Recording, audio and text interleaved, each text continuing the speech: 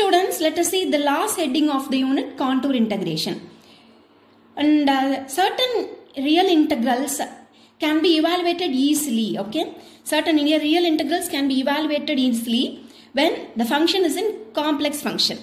You can see this example. Here this is C, polynomial in x, some polynomial in x. This can be evaluated. We can find the value of the integral easily if we change this function to complex function, okay? If we change this function to complex function. And why do we call this as contour integration? To evaluate, to find the value of such integrals, we consider closed curves. The closed curves considered for evaluation of integration is called contour, okay? The closed curves are called contours. So finding the value of such integrals using contours called contour integration, okay? So certain real integrals can be evaluated easily when we change the function to complex function by considering closed curves, that is contours. Hence contour integration. There are three types of problems here. Three types. First type, integral is of the form integral minus infinite to plus infinite p of x divided by q of x into dx. Where these two p of x and q of x are polynomial in x. And the degree of q of x must be greater than degree of p of x. Okay. Degree of q of x must be at least 2 greater than degree of degree of q of x must be at least 2 greater than degree of p of x. So q of x must, the degree of q of x must be greater, okay. See q and next comes degree of you can see q of x does not vanish, okay. Being in the denominator, it should not vanish for any real value of x, okay. Next see to evaluate the integral, what we do is very simple. Consider the function, the given polynomial in x, q of x, as p of z by q of z over c. C, where c is the closed curve considered, contour.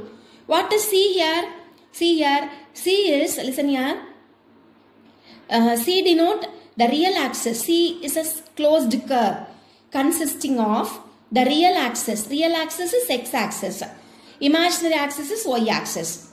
At the real axis, on the real axis from minus r to plus r. What is closed curve? See here. What is contour? See here. C is the contour. C is the closed curve, which consists of the real axis from minus r to r and the semicircle S. And the semicircle should lie above real axis. Even semicircle can be below real axis, right? But we consider semicircle above real axis. That is our C here, okay? C is closed curve, which we consider. What is the closed curve here?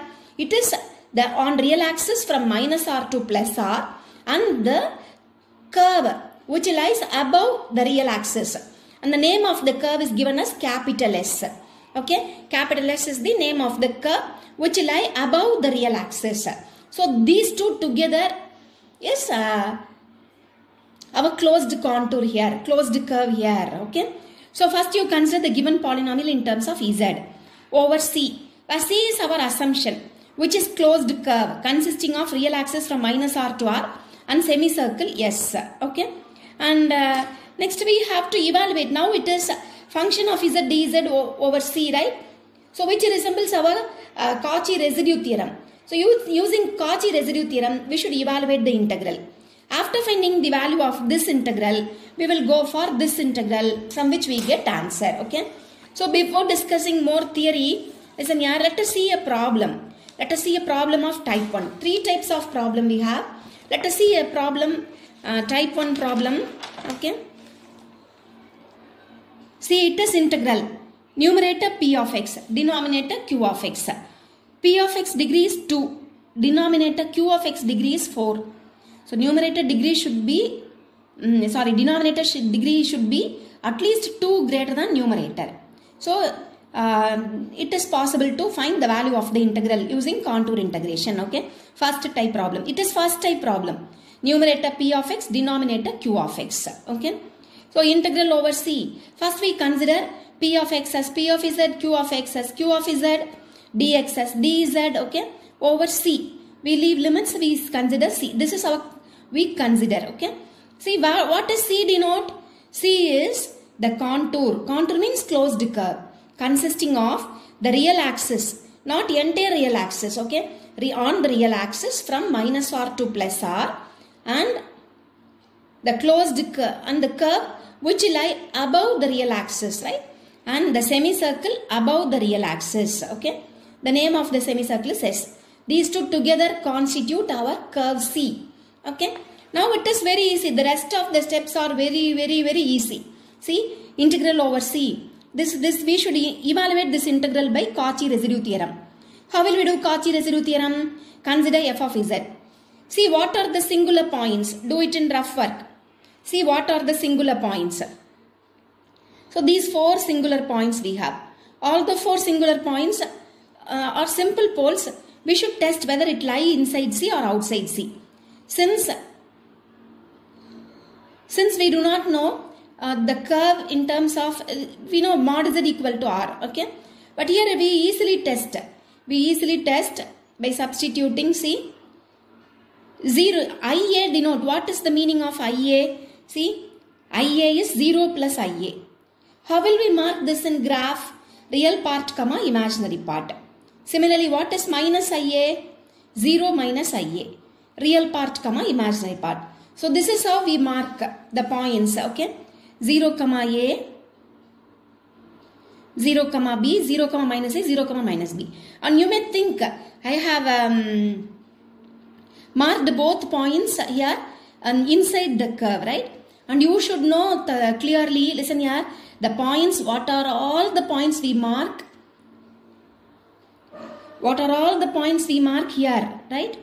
Here will definitely lie below the curve S, okay?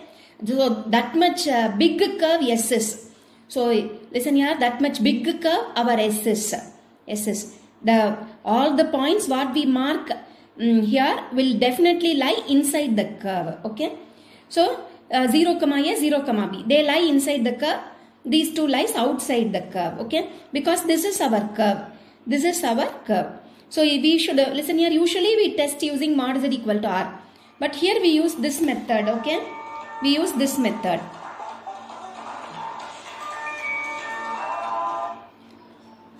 See, next, you can see the z equal to IA and z equal to IB. These two are the simple poles which lie inside C. And we need not bother about the singular points which lie outside C, okay?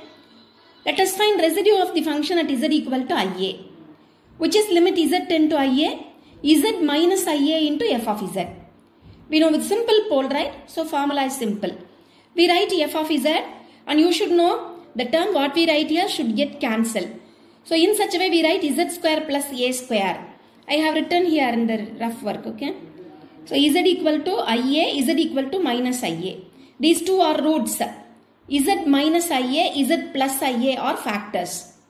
So see, Z minus IA into Z plus IA. These two get cancelled. When Z is IA, simplify, you will meet this answer. Similarly, second residue.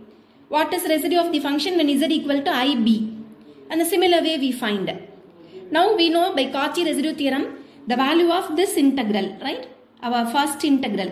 We are not doing the given problem, right? So we have considered something and we are doing problem. We have considered something and we have assumed something and we are doing problem. See, 2 pi I into sum of the residues. Sum of the residues. And simplify, listen here. Here I have a square minus b square. Here I have b square minus a square. Let us have same denominator so that we can take LCM. Okay. Same denominator. Take LCM. So that simplify, it is pi by a plus b. Okay. We have got answer for the integral what we considered. Now we try to find answer for this integration. Okay. What is this integration? What is C denote? C denote the real axis from minus r to r and the semicircle S. So C denote minus r to r, the function, plus integral over S. Listen here, real axis. On real axis, listen here, what is on real axis? You go through real axis, we have only x, there is no y. Y is 0 on real axis. So when here we have z, on real axis, there will be no y. It is only x. Y is 0 on real axis.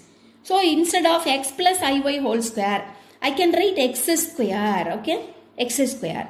plus semicircle. See, it is semicircle. But semicircle lies on both x and y, right? So we have z as it is. Z. On real axis, y will be 0. Hence z becomes x. Actually, z is x plus iy. Y becomes 0. Hence it is x. So our C denote real axis from minus r to r plus the curve s. The curve s. On real axis, it is a function x only. Here we have z, which is equal to pi by a plus b. When r tends to infinity, minus infinity to plus infinity, this one, which is pi by a plus b. So where did this term go? This integration go? Where did it go? When r tends to infinity, what will happen when r tends to infinity? This S is semicircle. When r tends to infinity, listen here, the semicircle will coincide with the real axis. Semicircle will not at all exist. When r tends to infinity, when r approaches infinity, the semicircle will not at all exist. Hence answer becomes 0. So the lemma which we call as Cauchy's lemma. That's what Cauchy's lemma says. What Cauchy's lemma says? When r approaches infinity, the semicircle, integral over the semicircle will become 0. That's what Cauchy's lemma says. Hence the value of the given integral is pi by a plus ib. So let us recall now. So you know now what is contour integration. What is contour integration? Certain type of real integrals can be integrated easily when we change the function to complex function. And when we consider contour. Contour means closed curve. So evaluating such integrals using closed curve is called contour integration. So first there are three types of problem. The first type of problem is some polynomial in x by some polynomial in x. So you need not check whether degree is greater or lesser, etc. When they ask you to evaluate, it is possible. Okay. So you need not check. So first we consider the given polynomial in terms of z. Integration over c. C is our assumption. What is our c? C denote the real axis, not the entire real axis. On the real axis, certain portion, minus r to plus r. And the semicircle, yes. These two constitute closed curve, okay. And considering this, we solve problem by Cauchy residue theorem, right. We solve problem by Cauchy residue theorem. We find the value of this integral. Later we substitute c. We know c is from minus r to r integral over s. So on minus r to r, the y becomes 0. That's why z becomes simply x. And this is our answer. Now the next, when r tends to infinity, we will get required answer. R tends to infinity, this is the answer. When r tends to infinity, this part will become 0 by Cauchy's lemma. Because when r tends to infinity, look at the diagram. When r is infinity, this curve will not at all exist. So this becomes 0. So the lemma is called Cauchy's lemma, which completes first type of problem. Okay. Let us see second problem of the same type. Integral dx by x square plus 1 the whole cube. Okay. There is no numerator here. Denominator is some polynomial, which also comes under first type. So let us consider the function in terms of z over c. Where c is the closed contour, closed curve, which we assume as on x-axis from minus r to r. X-axis is called real axis. On real axis from minus r to r, and the semicircle S.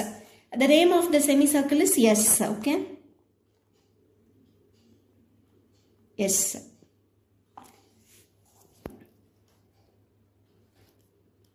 So what we do is first we evaluate the integral. Evaluate the integral by Cauchy residue theorem. Cauchy residue theorem. So how we do usually, we consider f of z. We find singular points in rough work. Singular points. Singular points are the roots of the equation, right?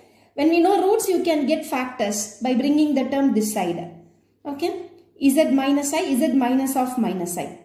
So when you multiply these two, you will get this, right? So the singular points are these two. Let us mark these 2 points here. Let us mark the points here. 0, 1. I is 0 plus I. 0, 1. When we mark in xy plane, it is 0, minus 1.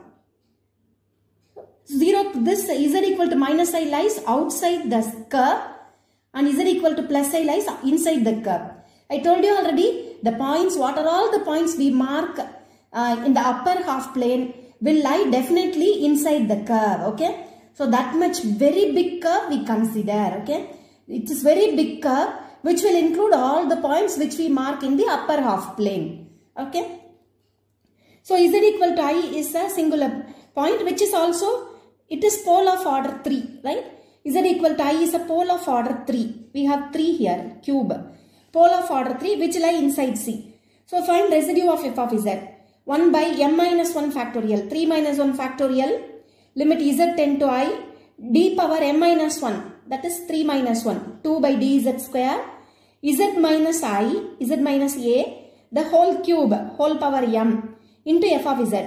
So we should write f of z in such a way that this term should get cancelled. Right?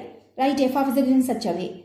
Hence differentiate. Listen here. You can use u by v differentiation or take the term to numerator. Simply differentiate. N into x power n minus 1. Then differentiate x term. Right?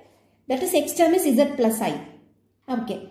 Then again differentiate. Now we have to substitute limit. When z approaches I. Okay. Put z equal to I. 2i power whole power minus 5. When it comes down 2i whole power 5. I power 5 is I square into I square into I. So minus 1 into I is I.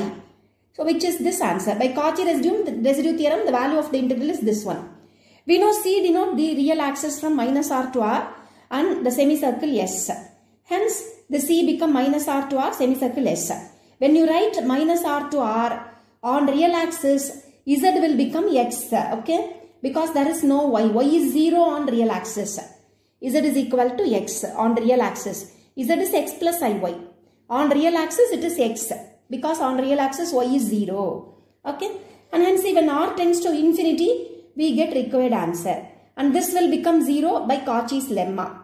What Cauchy's lemma says? When R approaches infinity, this semicircle will not exist. Okay. So that lemma is Cauchy's lemma. Okay. We have 2 homework problems. Very simple problems. 2 homework problems of first method. Okay. Type 1. So before going to type 2, listen here. We shall see type 2 first theory. Type 2 theory and then problem in the next video. Okay. Thank you.